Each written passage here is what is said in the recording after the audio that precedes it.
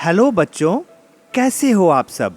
आज हम आपके लिए एक और नई कहानी लेकर आए हैं जिसका शीर्षक है कुरूप बतख। जंगल के किनारे एक छोटा सा सुंदर घर था और उस घर के पास एक सुंदर सा झरना बह रहा था। उस समय सर्दी की हल्की हल्की धूप निकल रही थी।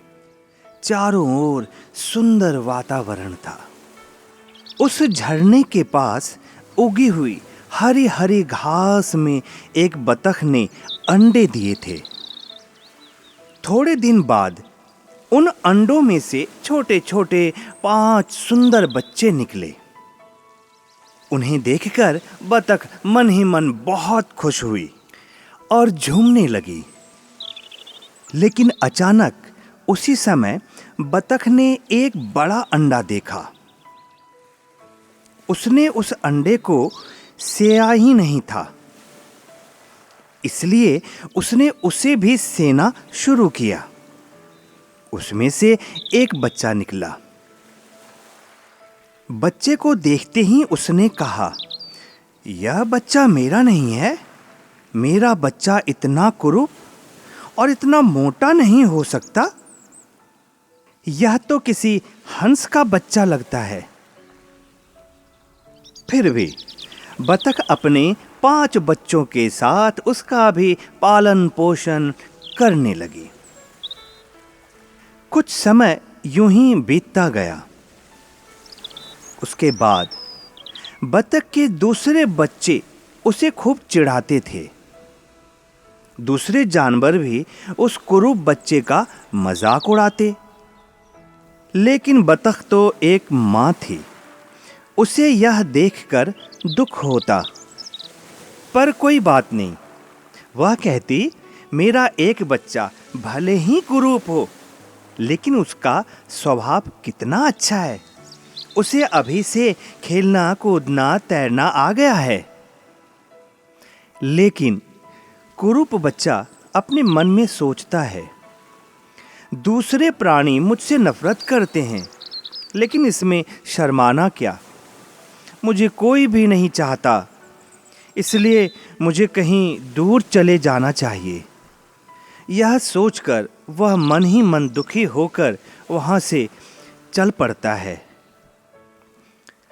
चलते चलते वह एक जंगल में पहुंचा। वहां कुछ जंगली बतखें रहती थी। वहां भी उसे किसी ने नहीं बुलाया। इतने में उसने धाई धाई की भयंकर आवाज सुनी। किसी शिकारी ने 3-4 बतखों पर गोली चलाई थी, इसलिए वे सभी जमीन पर तड़प रही थी। उसने मन ही मन सोचा, बाप रे, यहाँ तो जान का खतरा मालूम पड़ता है। मैं तो बाल बाल बच गया, शायद इसलिए कि मैं बतख जैसा नहीं दिखता हूँ। और अचानक उसी समय एक कुत्ता झाड़ी से निकलकर दौड़ता हुआ उसकी ओर आया। कुत्ते की काली काली आंखें और नुकीले दांत देखकर वह तेजी से भागने लगा। कुत्ते ने भी उसका पीछा किया, पर वह उसका कोई भी नुकसान नहीं कर पाया और वहां से चला गया।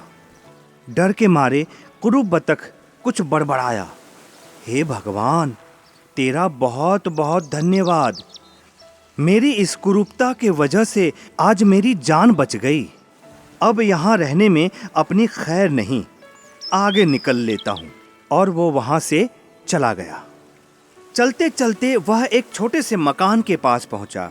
उस मकान के एक कोने में वह जाकर चुपचाप बैठ गया। और तभी उसी मकान में रहने वाली एक बुढ़िया, उसने देखा कि कमरे के कोने में एक बतख बैठा हुआ है। उसके मन में लालच आया। उसने सोचा कि मैं कितनी खुशनसीब हूँ। यह बतख यहाँ आई है, इसलिए मुझे अब इसके अंडे खाने को मिलेंगे। वह बुढ़िया बतख के उस कुरूप बच्चे को पालने लगी। लेकिन यह बतख तो अंडे देती ही नहीं थी, इसलिए बुढ़िया को भी उससे नफरत होने लगी। मौका पाते ही बतख का बच्चा वहां से भी निकल गया। एक दिन पानी में तैरते तैरते उसने आकाश की ओर देखा। बड़े बड़े सुंदर पक्षियों का एक झुंड उड़ रहा था। उसे वे पक्षी बहुत सुंदर दिखाई दिए। उसने कहा, पहले तो मैंने कभी ऐसे जगमगाते सफेद पक्षी नहीं देखे थे। ये कौन हो सकते हैं? वे सफेद हंस थे। जोर जोर से विचित्र आवाज करते हुए वे उड़ते उड़ते दूर चले गए। बतख का बच्चा फिर अकेला पड़ गया। कुछ समय बीतने के बाद बसंत ऋतु आई। अब तो वह बतख का बच्चा भी बड़ा हो गया था। उसमें काफी शक्ति भी आ गई थी। एक दिन उसने अपने पंखों को फैलाकर हवा में उड़ने का प्रयत्न किया। वह फर-फर करता हुआ उड़ने लगा। उसे बहुत आश्चर्य हुआ। उसकी खुशी का ठिकाना ना रहा। हवा में उड़ने का उसका यह पहला अनुभव था। तभी उसे बड़ा मजा आ रहा था। इसलिए वह बहुत देर तक उड़ता रहा। आकाश में उड़ते उड़ते उसने नीचे नजर डाली। नीचे एक बगीचा था। बगीचे में एक तालाब था।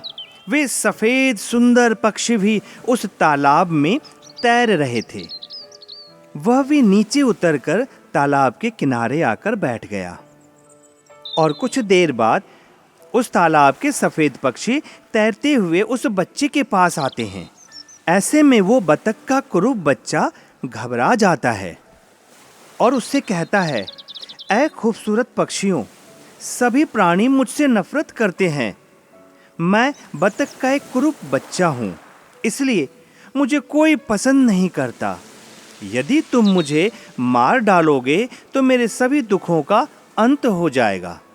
यह सुनकर सभी सफेद पक्षी खिलखिलाकर हंसकर बोले, अरे नहीं बच्चे, तुमसे किसने कहा कि तू कुरूप है? तू बतख का बच्चा नहीं है। तू तो हमारे जैसा ही एक छोटा सा हंस है। तू भी हमारे जैसा ही सुंदर है। जरा पानी में अपना रूप तो देखो। और जैसे ही वह बतख का कुरूप बच्चा पानी में अपना रूप देखता है तो देखकर मन ही मन खुश हो जाता है, क्योंकि अब वह बतख का बच्चा अब हंस बन गया था। उसने तालाब के पानी में जब अपना प्रतिबिंब देखा, वह खुश होकर बोला, सचमुच मैं तो तुम्हारी जैसा ही दिखाई देता हूँ।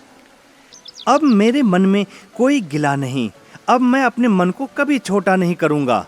अब वह खुशी से झूम उठा, क्योंकि अब वह अपने आप से परिचित हो चुका था, क्योंकि अब उसे अपनी पहचान मिल गई थी। फिर वह छोटा हंस अब सबके साथ मिलकर खुशी से रहने लगा। देखा बच्चों, जब हम अपने अंदर के अच्छे गुणों को समझते हैं, तभी हम अपनी सही पहचान कर पाते हैं। जिस प्रकार उस छोटे हंस ने आज अपनी पहचान पा ली।